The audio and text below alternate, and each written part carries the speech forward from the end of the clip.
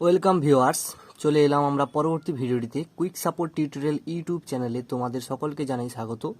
আমরা ক্লাস 10-এর সরল সুদের গণিতগুলো করছিলাম, কোষে দেখি 2 11 পর্যন্ত এখনো পর্যন্ত হয়ে গেছে। আমরা 12 থেকে করতে থাকবো। তো তোমরা যদি চ্যানেলটিতে নতুন হয়ে থাকো প্লিজ সাবস্ক্রাইব করে দেখো এবং পাশে থাকা বেল আইকনটিকে ক্লিক করে রাখো। পরবর্তী নোটিফিকেশান তোমরা সহজেই পেয়ে যাবে এবং পরবর্তী অঙ্কগুলো তোমরা খুবই সহজে করতে পারবে। বুঝে বুঝে করো, অবশ্যই পারবে। ঠিক আছে, আমরা চলো শুরু করি। তাহলে 12 দাগের অঙ্কটিতে কি রয়েছে? যদি বার্ষিক 10% হার সরল সুদে 800 টাকা ব্যাংকে জমা দিয়ে সুদে আসলে 1200 টাকা ফেরত পাই, তবে ওই টাকা কত সময়ের জন্য ব্যাংকে জমা ছিল হিসেব করে লিখি। তাহলে আমাকে কি কি দিয়ে দিয়েছে এবং কি বের করতে হবে। তাহলে এখানে দেওয়া রয়েছে বার্ষিক সরল সুদের হার আর দেওয়া রয়েছে, আর 800 টাকা ব্যাংকে জমা রয়েছে যেহেতু, তাহলে আমাকে আসল দিয়ে দিয়েছে। সরল সুদে এত টাকা ব্যাংকে জমা দিয়ে সুদে আসল 1200, তাহলে আসল দিয়েছে এবং সুদ আসল দিয়ে দিয়েছে। এখান থেকে আমাকে বের করতে হবে। তাহলে প্রথমে সুদটা নির্ণয় করতে হবে, সেখান থেকে আমাকে ওই সময়টা অর্থাৎ পি সমান আই সমান পিটিআর বাই 100, সেখান থেকে টিটা নির্ণয় করতে হবে। দেখা যাক কীভাবে করা যায়, তোমরা দেখতে থাকো। 12 দাগে তাহলে আমরা ধরে নেব, এখানে ধরি বার্ষিক সরল সুদের হারে টি সময়ে 800 টাকা ব্যাংকে জমা, টি সময়ে 800 টাকা ব্যাংকে জমা দিয়ে সুদে আসলে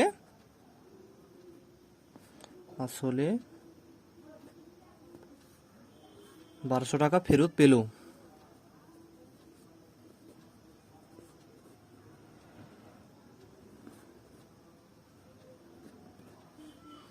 অতএব তাহলে এখানে মোট সুদটা কত এটা নির্ণয় করতে হবে। অতএব মোট সুদ কত? মোট সুদ সমান 1200 মাইনাস 800 সমান 400 টাকা। অতএব আমরা যে সূত্রটা জানি, মেন যে সূত্র, আই সমান পিটিআর বাই 100, এখান থেকে আমাকে টিটা নির্ণয় করতে হবে।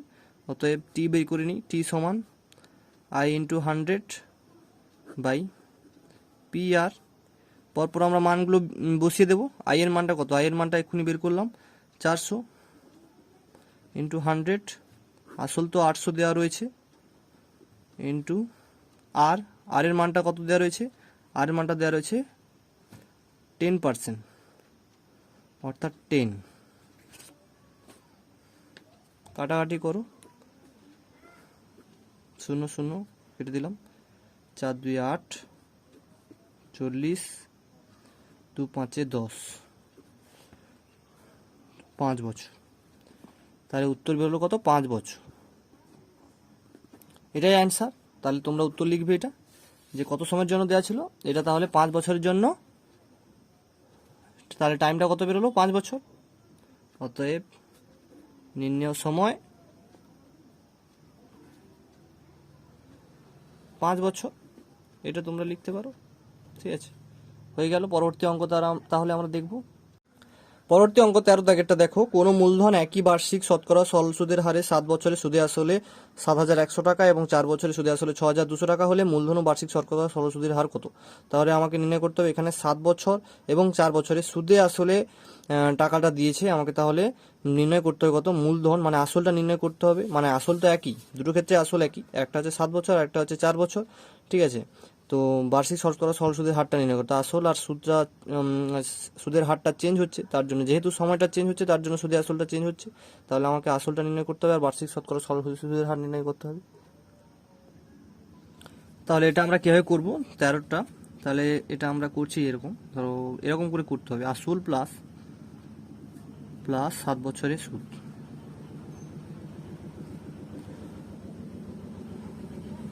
7 বছরে সুদ, 7 বছরের সুদ সমান কত? 7100 টাকা।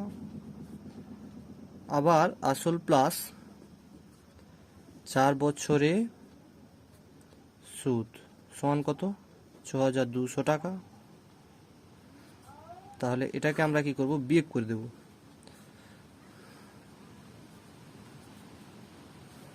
যদি করো আসলটা কেটে যাবে, উভয় দিকে আসলটা কেটে যাবে। আর এখান থেকে এটা বিয়োগ করলে 3 বছরের সুদ পাবো। 3 বছরে সুদ সমান পাবো কত, পাবো 900 টাকা। এটা বিয়োগ করলে 900 টাকা। অতএব তাহলে এখান থেকেই বের করে নিচ্ছি 1 বছরের সুদ সমান কত, 900/3, এদিকে 9 সমান 300 টাকা। তাহলে 7 বছরের সুদ কত হবে, 7 গুণিতক 300 টাকা সমান কত, 2100 টাকা।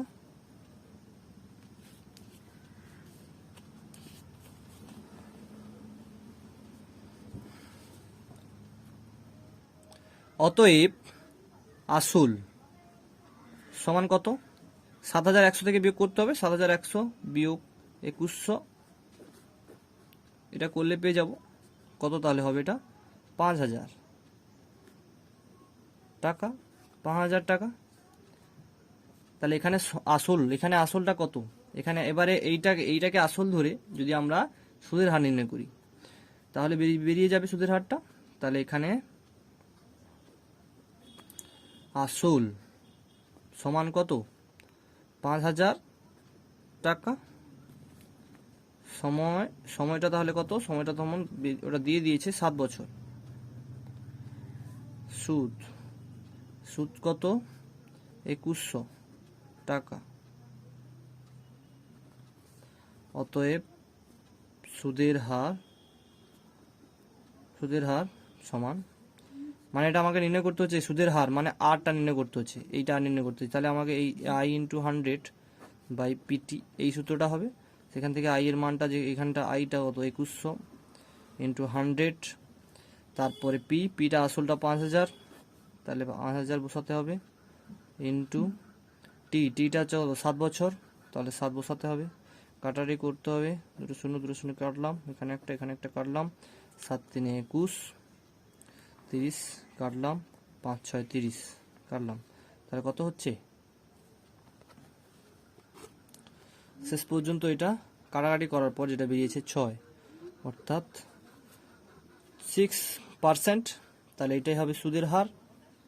তাহলে শেষ পর্যন্ত এটা লিখতে হবে, বার্ষিক সুদের হার সমান 6%। ঠিক আছে, অঙ্কটা হয়ে গেল। এবারে 14 নম্বর অঙ্কটা আমরা দেখব।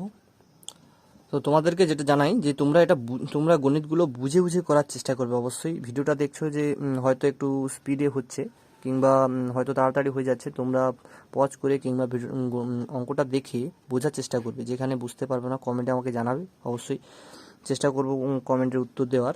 তো বুঝে বুঝে করার চেষ্টা করলে তোমাদের তাহলে এটা মনে থাকবে খুবই সহজে। যেহেতু তোমরা এগুলো দেখার ক্ষেত্রে বাড়িতে বসেই তোমরা এগুলো করতে পারবে অবশ্যই, কিন্তু বুঝে বুঝে করার চেষ্টা করি। তাহলে 14 নম্বর অঙ্কটা আমরা দেখছি। একই সময়ে, তাহলে 14 দাগের অঙ্কটা কী রয়েছে, একই সময় অমল রায় ব্যাংকে এবং পশুপতি ঘোষ পোস্ট অফিসে 2000 টাকা করে জমা রাখেন। 3 বছর পর তারা সুদসহ যথাক্রমে 2360 টাকা ও 2480 টাকা ফেরত পান। ব্যাংক ও পোস্ট অফিসে বার্ষিক শতকরা সরল সুদের হারের অনুপাত কত হবে, হিসাব করে দেখি। অর্থাৎ আমাকে নির্ণয় করতে হবে দুটো, অর্থাৎ অবশ্যই এখানে সুদের হার আলাদা, কারণ হচ্ছে 2000 টাকা দুজন ব্যক্তি রেখেছেন ব্যাংকে এবং পোস্ট অফিসে, 2360 টাকা 2480 টাকা হয়েছে সুদ সহ, অর্থাৎ সুদের হার নিশ্চয়ই আলাদা, তার জন্য এটা হয়েছে। এবং এই দুটো সুদের হার নির্ণয় করে তারপর সেই দুটোকে আমাকে অনুপাত নির্ণয় করতে হবে। চলো আমরা এটা করি। তাহলে এভাবে করব যে ব্যাংকে 2000 টাকা রেখে 3 বছরে সুদাসুল 2360 টাকা পেয়েছে। অতএব 3 বছরে মোট সুদ কত দিয়েছে হিসাব করতে হবে। 2360 মাইনাস 2000, সুদাসুল থেকে সুদ বাদ দিলে, মানে সুদাসুল থেকে আসলটা বাদ দেওয়া হয়েছে 360 টাকা। অতএব 1 বছর তাহলে কত হবে, 3 দিয়ে ভাগ করে দিতে হবে, 360/3, ঠিক আছে, 120 টাকা। ব্যাংকের ক্ষেত্রে আসল সমান 2000 টাকা, সময়টা 1 বছর, সুদটা কত এখন নির্ণয় করেছি 120 টাকা।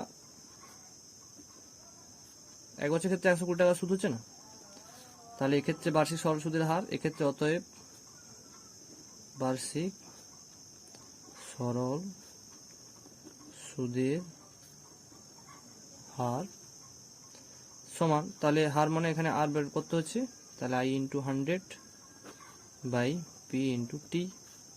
এখান থেকে আই এর মানটা কত আছে, আই এর মানটা রয়েছে তোমার 120 ইন্টু 100 বাই পিটা তো 2000 ইন্টু টিটা তো 1 বছর, কাটাকাটি করতে হবে,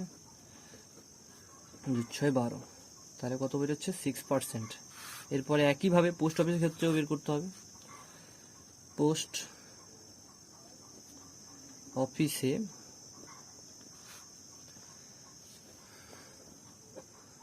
2000 টাকা রেখে 3 বছর পর সুদ সহ কত টাকা পেয়েছে 2400, তোমরা বইটা লক্ষ্য করো দেখতে পাবে টাকা পেয়েছে। একই রকম ভাবে পোস্ট অফিসের ক্ষেত্রেও বার্ষিক সরল সুদের হারটা নির্ণয় করতে হবে, পেয়েছে। অতএব 3 বছরের পোস্ট অফিস পিও লিখে দিচ্ছি, তে মোট সুদ সমান 2480 মাইনাস 2000 টাকা, এটা বিয়োগ করলে কত হবে 480 টাকা। অতএব 1 বছরে মোট সুদ কত হবে 480 বাই 3, তাহলে এটাকে কাটাকাটি করতে হবে, 16 3 48, তাহলে 160 সমান 160 টাকা। এবারে পোস্ট অফিসের ক্ষেত্রে বার্ষিক সরল সুদের হারটা নির্ণয় করতে হবে। অতএব পোস্ট অফিসের ক্ষেত্রে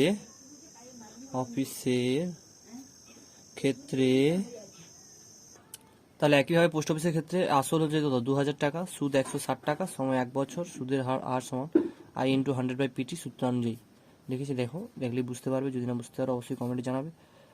160, আইটা কত 160 টাকা, আর 100 ইন্টু পিটা কত 2000 টাকা, আর 1 বছর, তার জন্য সময়ের ক্ষেত্রে 1 লেখা হয়েছে, কাটাকাটি করেছি। কাটাকাটি তোমরা যেভাবে করতে পারো, অবশ্যই এখানে 8 বেরোবে শেষ পর্যন্ত, যেটা 8%। তাহলে দুটো ক্ষেত্রে, একটা আছে পোস্ট অফিসের ক্ষেত্রে 8% বেরোচ্ছে, আর হচ্ছে ব্যাংকের ক্ষেত্রে বেরোচ্ছিল কত 6%। এই দুটোকে অনুপাত করলে কত হবে, যেটা 6:8, এটাই নির্ণয় করতে হবে আমাদেরকে। অতএব দিয়ে লিখতে হবে, অতএব ব্যাংক ও পোস্ট অফিসের বার্ষিক শতকরা সরল সুদের অনুপাত সমান 6:8। এটাকে আবার ছোট করলে 2 3 6 2 4 8, 3:4, তাহলে শেষ পর্যন্ত এইটাই হবে অ্যান্সার, 3:4। অঙ্ক পরেরটা, একটি তাঁত সমবায় সমিতি যন্ত্রচালিত তাঁত ক্রয় করার সময় 15,000 টাকা ধার করেন। 5 বছর সেই ধার শোধ করতে সমিতিকে 22,125 টাকা দিতে হলো। ব্যাংকের বার্ষিক শতকরা সুদের হার, সরল সুদের হার নির্ণয় করি। তাহলে এক্ষেত্রে আমাকে 15,000 টাকা 5 বছর সময়, মানে আসল দেওয়া আছে, 5 বছর সময় দেওয়া আছে, তাহলে এটা কত সুদ আসল দিতে হয়েছে, সুদ সহ আসল দিতে হয়েছে, তাই এখান থেকে আমাকে সুদ নির্ণয় করতে হবে, সেখান থেকে আর, তাহলে আমাকে সুদও দেওয়া রয়েছে, এইখান থেকে এটা বিয়োগ করলে সুদ পেয়ে যাবো, সেখান থেকে আমাকে আরটা নির্ণয় করতে হবে। আর সেই সূত্র অনুসারে পিটি আর বাই 100, আই সমান পিটি আর বাই 100, এই সূত্র অনুযায়ী আমরা নির্ণয় করতে পারবো। দেখা যাক, তাঁত সমবায় সমিতি, তাঁত সমবায় সমিতি 1500 টাকা ধার করে, ভাষা দিচ্ছি, ভাষা তোমাদের এরকম করে লিখলে অবশ্যই তোমরা ফুল নাম্বার পাবে, ভাষা দিয়ে দিয়ে লেখা হচ্ছে, তোমরা যখন প্র্যাকটিস করবে ভাষা নাও দিতে পারো। 1500 টাকা ধার করে 5 বছর পর সেই ধার শোধ করার জন্য 22,000 কত দিচ্ছি 22,125 টাকা দিতে হয়েছে।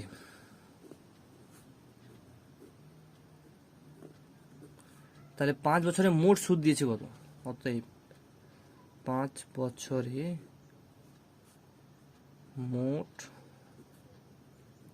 সুদ দিতে হয়েছে সমান, এটা থেকে বিয়োগ করতে হবে 22,125 থেকে 15,000 টাকা। তাহলে এটা বিয়োগ করলে হবে তোমার 5 এদিকে 2 1 7,125 টাকা। তাহলে এক বছরে কত? এক বছরে মোট সুদ দিতে হয়েছে সমান এইটা 7,125 বাই 5, কাটাকাটি করলে হবে 5 একে 5, 5 4 20, 5 দিয়ে 10, 5 25 টাকা।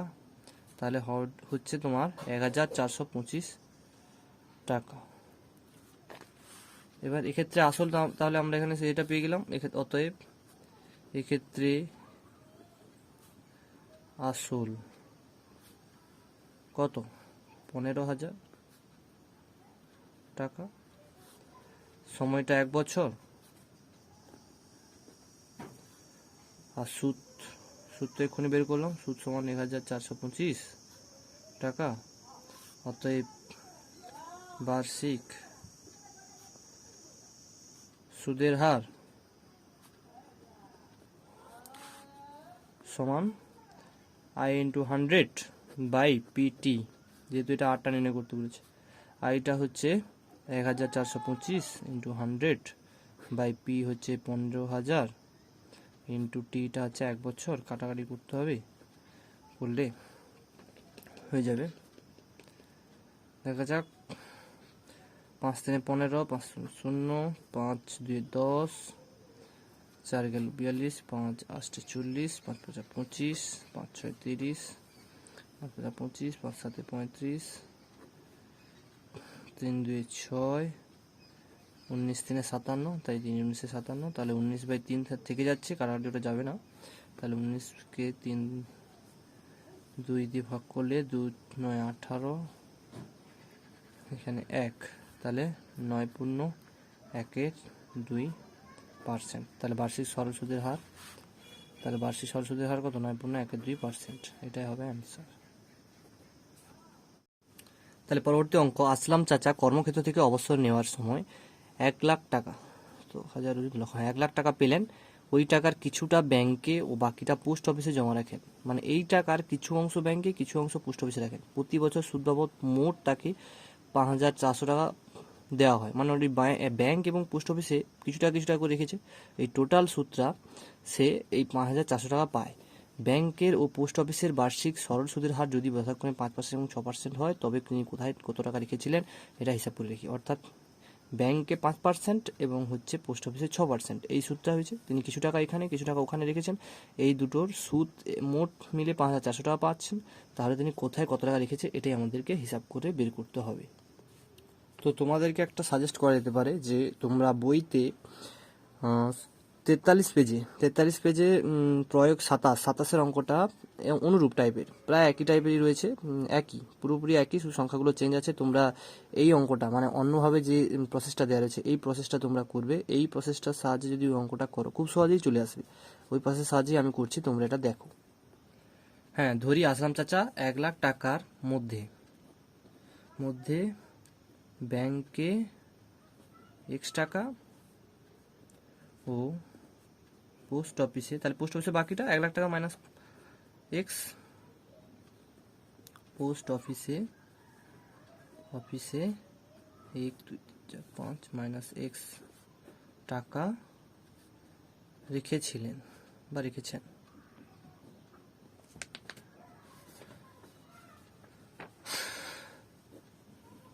রেখেছেন। অতএব তাহলে ব্যাংক থেকে কত টাকা সুদ পাবে? অতএব ব্যাংক থেকে সুদ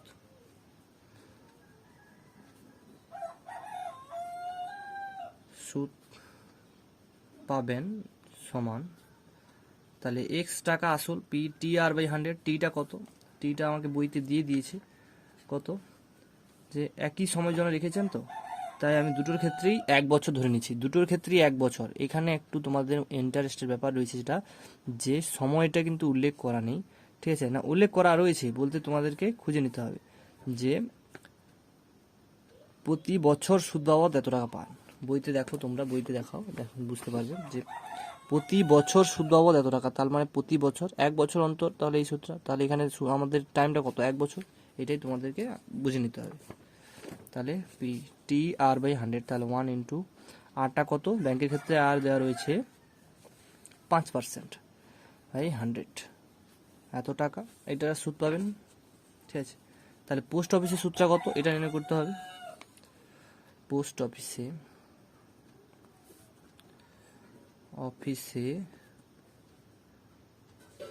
সুদ পাবেন সমান বাকি টাকাটা পি পি ক্ষেত্রে এটা কত? 1 2 3 4 5 মাইনাস এক্স, টিটা কত? টিটা সেই একই, সেম, দুটার ক্ষেত্রেই সেম, 1 বছর ইন্টু আরটা চেঞ্জ হবে, আরটা এই ক্ষেত্রে 6 হবে, 6% বাই 100, তাহলে এইটা, এই দুটোকে, তাহলে এই দুটো সুদ তো, এটা তো ব্যাংক থেকে, যেহেতু পোস্ট অফিস থেকে, এই দুটো সুদ মিলেই তো টোটাল সুদটা হচ্ছে, তাহলে শর্তানুসারে আমরা লিখতেই পারি, এই দুটো প্লাস করলেই আমরা 5400 পেয়ে যাব, তাহলে এটাই শর্তানুসারে লিখছি, ঠিক আছে। অতএব শর্তানুসারে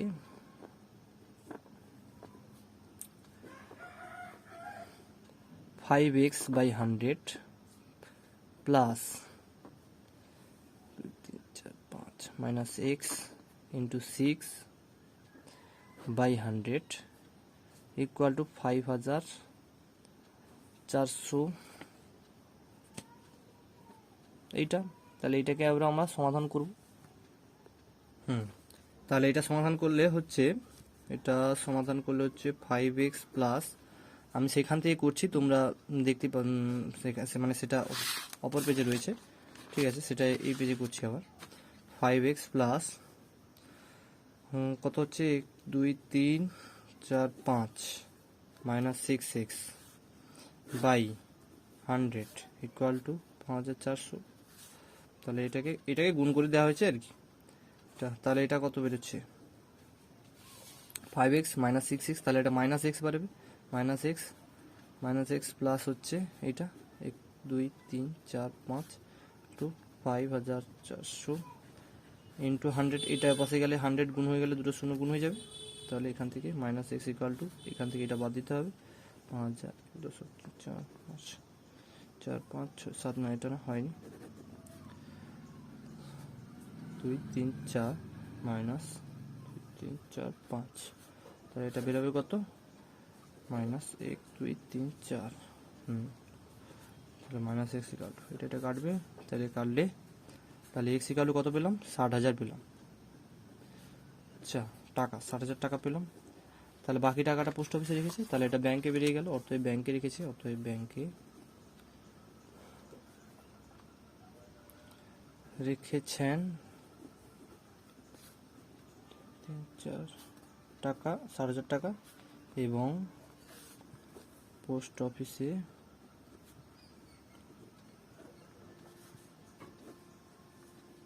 রেখেছেন সমান 1 লাখ টাকা থেকে বাদ দিতে হবে